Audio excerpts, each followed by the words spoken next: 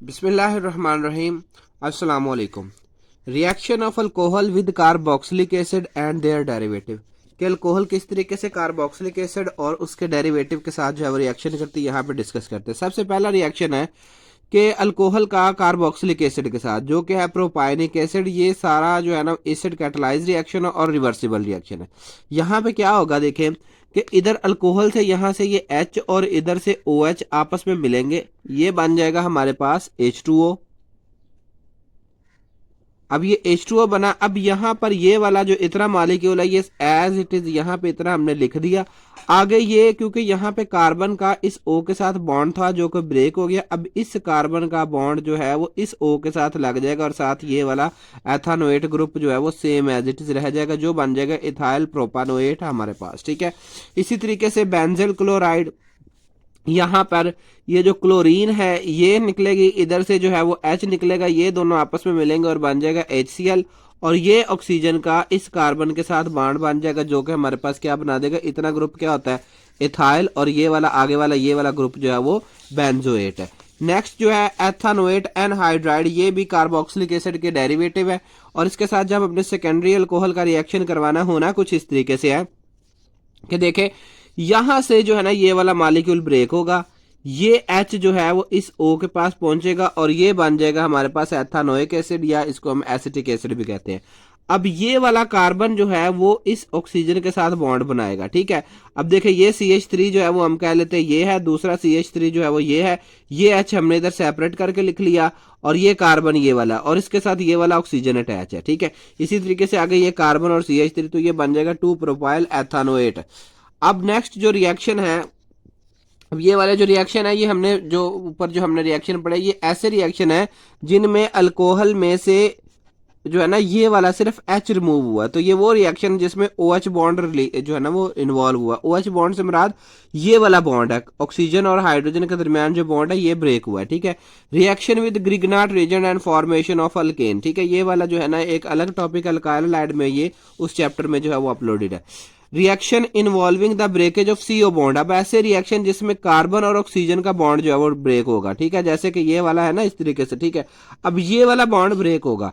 अब जब ये बॉन्ड ब्रेक होगा तो लाजमी नहीं कि OH इकट्ठा रहे, हो सकता है साथ इसी के ये वाला बॉन्ड भी ब्रेक हो जाए। तो बेसिकली मेन तो टाइप यही है कि कार्बन और ऑक्सीजन का बॉन्ड जो है वो ब्रेक हो जाएगा। ठीक है, अब जो अल्कोहल है ये न्यूक्लियोफिलिक रिएक्शंस देते हैं, लेकिन जो इनमें OH ग्रुप है ना, ठीक है, ये एक पुअर लीविंग ग्रुप है, ये ज्यादा अच्छा लीविंग ग्रुप नहीं है। मतलब जैसा कि हम यहाँ पे चेक करें कि अल्कोहल को जब हमने जो है ना वो क्या कहते हैं कि आयोनाइज किया, तो इससे हमारे पास एक अल्काइल जो है वो ग्रुप बनता है और साथ जो है वो हाइड्रोक्सल ग्रुप। और जो हाइड्रोक्सल ग्रुप है ये अच्छा लीविंग ग्रुप नहीं है।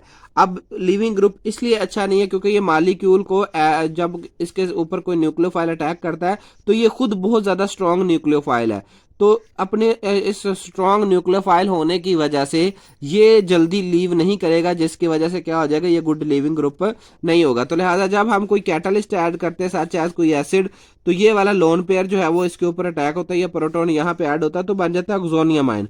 ऑक्सोनियम आयन में ये वाला जो है ना ये है H2O, जबकि OH के मुकाबले में H2O जो है वो बहुत अच्छा लिविंग ग्रुप है। तो हमें हमारे पास अल्काइल और ये एक गुड लिविंग ग्रुप जो है वो रिलीज हो जाता है। इसके नतीजे में क्या होगा, जब लिविंग ग्रुप चला जाता है तो अटैकिंग न्यूक्लियोफाइल को आसानी होती है कि वो जो है ना ग्रुप के साथ रिमेनिंग जो ग्रुप है उसके साथ अटैच हो सके।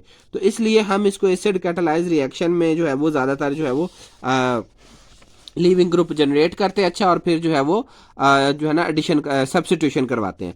अब सबसे पहले रिएक्शन इन्वॉल्विंग CO बॉन्ड में पहला जो रिएक्शन विद हैलोजन एसिड है। अब हैलोजन एसिड के साथ क्या बनता है, फॉर्मेशन ऑफ एल्कोहल। अब रिएक्शन ऑफ अल्कोहल जैसा कि HI जो है ये रेडली बहुत जल्दी हो जाता है, जबकि रिएक्शन HBr या HCl के साथ जो है वो हमें क्या करना पड़ता है, कैटलिस्ट यूज करना पड़ता है। ठीक है, तो इसका जनरल डिस्क्रिप्शन ये देखें, ये एक अल्कोहल है, ये अल्काइल हैलाइड है, यहां से पूरे का पूरा OH ग्रुप इस हाइड्रोजन के पास जाएगा और ये हैलोजन जाके इस R के साथ अटैच हो जाएगा, ये बन जाएगा हमारे पास अल्काइल हैलाइड, ये हैलोअल्केन, और साथ वाटर का मॉलिक्यूल रिलीज हो जाएगा। अब हैलोजन कौन कौन से हम यूज कर सकते हैं, क्लोरीन, ब्रोमीन और आयोडीन।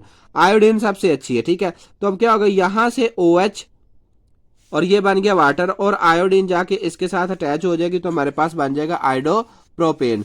तो ये एक सब्स्टिट्यूशन रिएक्शन हुआ है, ठीक है। इसी तरीके से अब रेडली आयोडीन के साथ तो हो गया, लेकिन जब हमने HCl यानी कि क्लोरीन ऐड करनी है, क्लोरो अल्केन बनानी है, तो उसके लिए हमें कैटालिस्ट इस्तेमाल करना पड़ेगा, ठीक है।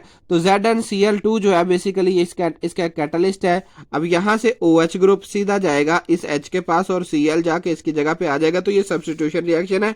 अल्कोहल साथ हमारे वाटर बनेगा और साथ हमारे 2 क्लोरोब्यूटेन बन जाएगी। The order of reactivity of alcohol, सबसे ज्यादा जो रिएक्टिव है वो टर्शरी अल्कोहल है, दूसरे नंबर पे सेकेंडरी अल्कोहल है और पहले नंबर पे जो है मतलब जो है ना वो लास्ट पे जो है वो प्राइमरी अल्कोहल है। अब जो order of reactivity of hydrogen halide है, सबसे ज्यादा हाइड्रोजन आयोडाइड जो है वो रिएक्टिव है, फिर उसके बाद हाइड्रोजन ब्रोमाइड और फिर उसके बाद जो है वो HCl आ जाती है, ठीक है। अब distinction of primary secondary and tertiary alcohol, कि हम किस तरीके से प्राइमरी सेकेंडरी और टर्शरी अल्कोहल को एक दूसरे से जो है वो आइडेंटिफाई कर सकते हैं।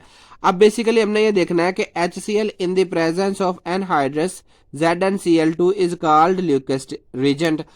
HCl और ZnCl2 जो है वो जब हम एनहाइड्रस लेंगे तो इसको हम कहते हैं ल्यूकस रीजेंट। और जब अल्कोहल जो है वो ल्यूकस रीजेंट के साथ रिएक्शन करते हैं तो फिर क्या बनाती हैं, क्लोरो अल्केन बनाती हैं। अब क्लोरो अल्केन की जो प्रेजेंस है वो क्लाउडीनेस, मतलब थोड़ा सा सोल्यूशन जो है वो क्लाउडी हो जाएगा, जिससे पता चल जाएगा कि हेलो अल्केन बन गई है, यानी कि क्लोरो अल्केन्स बन गई हैं। अब जो टर्शरी अल्कोहल होती हैं ये फौरन ही जो है वो अल्केन में अल्काइल एड में चेंज हो जाती है, जबकि सेकेंडरी अल्कोहल जो है वो थोड़ा सा टाइम लेती है, जबकि प्राइमरी अल्कोहल किसी किस्म का रिएक्शन शो नहीं करती एट ऑर्डिनरी टेम्परेचर, ठीक है। अब role of ZnCl2 in Lucas test, असल में ये ZnCl2 ल्यूकस टेस्ट में हम यूज ही क्यों करते हैं, ये फिर वही बात आ जाती है कि हमने एक अच्छा लिविंग ग्रुप बनाना है और एक अच्छा जो है वो न्यूक्लियोफाइल बनाना है। तो Cl जो है वो बेसिकली ऑक्सीजन OH ग्रुप के मुकाबले में एक अच्छा लिविंग ग्रुप, एक अच्छा न्यूक्लियोफाइल नहीं है, ठीक है। तो Cl from HCl is not a good nucleophile, ये एक अच्छा न्यूक्लियोफाइल नहीं है, ये इसके कंपेयर में कर रहे हैं। और इसी तरीके से जो OH है ग्रुप जो कि अल्कोहल में है, क्योंकि ये खुद एक न्यूक्लियोफिलिक प्रॉपर्टी रखता है तो इसलिए ये एक पुअर लिविंग ग्रुप है। तो रिएक्शन विद HCl इज दस carried out in the presence of ZnCl2, तो इसलिए हमने ZnCl2 को एज अ कैटलिस्ट यूज करना है, which is a lives acid. अब ZnCl2 लिवस एसिड है। अब ZnCl2 form a complex with oxygen of alcohol and convert OH group too much better leaving group. अब ZnCl2 ने इस OH group के साथ रिएक्शन करना है और एक जो है वो कॉम्प्लेक्स कंपाउंड बनाना है जो कि एक अच्छा लिविंग ग्रुप प्रोवाइड करेगा, ठीक है। In this way the rate of reaction increase, इस तरीके से रेट ऑफ रिएक्शन इंक्रीज हो जाता है। जैसे कि यहाँ पे आप देखें अल्कोहल में जो OH है ये पुअर लिविंग ग्रुप है, ZnCl2 को के साथ जब हमने इसके रिएक्शन करवाना है तो ये ऑक्सीजन में ये एबिलिटी है कि एक लोन पेयर जो है वो अपना यूज कर सकता है। तो Zn में एबिलिटी है लोन पेयर एक्सेप्ट करने की, तो ये लोन पेयर एक्सेप्ट कर लेगा, जिसकी वजह से इस ऑक्सीजन ने क्योंकि लोन पेयर दिया इसके ऊपर क्या आ जाएगा, पॉजिटिव चार्ज आ जाएगा। अब ये वाला ग्रुप जो है एक अच्छा लिविंग ग्रुप बन गया है। अब जैसे ही हमने क्लोरीन ऐड करनी है तो क्लोरीन सीधी जो है वो इस R के पास जाएगी, तो ये बन जाएगा RCl, ठीक है। हमारे पास हेलो अल्केन बन गया और ये वाला ग्रुप रिलीज हो गया। अब देखें हम ऐड क्या कर रहे हैं, HCl। तो पहले स्टेप में Cl ऐड हो चुकी है, ठीक है। पहले स्टेप में इसके मैकेनिज्म में क्या होगी, Cl ऐड हो चुकी है। दूसरे स्टेप में ये H जो है ये दोबारा इस OH के साथ अटैक, इसके ऊपर अटैक करेगा, H2O बना देगा और ZnCl2 जो है वो दोबारा से रिकवर हो जाएगा, क्योंकि ये क्या है, ये कैटलिस्ट है। At the end of reaction जो है ये रिमूव हो जाएगा। अब कुछ रिएक्शन है, जैसा कि ये एक टर्शरी अल्कोहल है जिसका नेम है 2 मिथाइल प्रोपेन 2OL और ये एक टर्शरी अल्कोहल है। एनहाइड्रस ZnCl2 की मौजूदगी में मैकेनिज्म सेम ही है, ठीक है। HCl ऐड करवाते हैं तो OH जो है वो इस H के साथ मिलेगा और Cl यहाँ पे जाके लग जाएगा और ये रिएक्शन फौरन ही हो जाएगा। जैसे ही आप HCl, मतलब आपके पास देखें ना ये कुछ सैंपल है, आपने चेक करना है कि ये प्राइमरी है, सेकेंडरी है कि टर्शरी है। आप इसमें जो है वो पहले जो है वो ZnCl2 डाले और उसके बाद जो है वो HCl ऐड कर दे।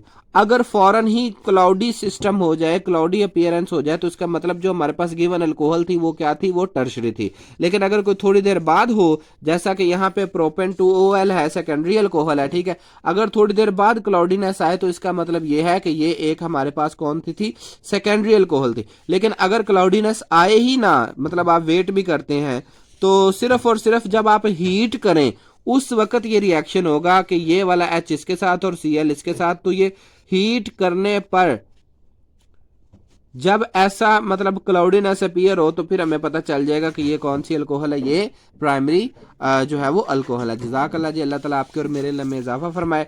नेक्स्ट जो अगले लेक्चर में जो है वो हमने रिएक्शन ऑफ फास्फोरस अल्कोहल के जो है ना फास्फोरस हैलाइड और थायनल क्लोराइड प्लस इनके मैकेनिज्म के साथ डिस्कस करना है। ठीक है, तो जज़ाकल्लाह, अल्लाह ताला आपके और मेरे इल्म में इजाफा फरमाए। अगर आपको ये लेक्चर हेल्पफुल लगा तो प्लीज़ सब्सक्राइब माई चैनल।